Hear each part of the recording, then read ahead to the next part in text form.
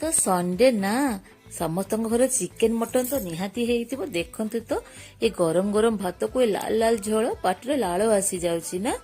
एठी मु चावल को भल भाव धोईकी भात बसई नेछि। भात फुटी गलानी। आमे मसला रेडी करदबा। पियाज काटी नबा, टमाटो भी काटी नबा, रसुण को भी मु छड़ेई नेछि, अदा को भी मु छड़ेई नेछि। याको हम ग्राइंडिंग जार दे देबा। पियाज टमाटो आपणकर अदा रसुण जीरा आमे ताको भल भाव पेस्ट बनै नबा। कड़ई बसैबा। कड़ई रे पियाज तेजपत्र किछि गोटा मसला देख भल भाव भाजी नबा। भाजी जीवा पर हम कौन कर मसला आम ऐड कर दबा। लंका गुंड, हळदी गुंड, अल्प किछि गरम मसला गुंड और टमाटो देके हम भल भाव मसला को कषि नबा। भल भाव मसला कषि नेबे जेमि तार कंचा स्मेल चली जिवो। टिके पानी ऐड करबा।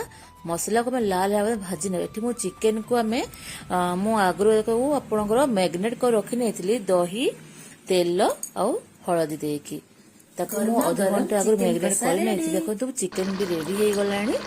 एबे में को धना पत्र दे दबा। ताको भल भाव फुटिबा पई छाडी दबा।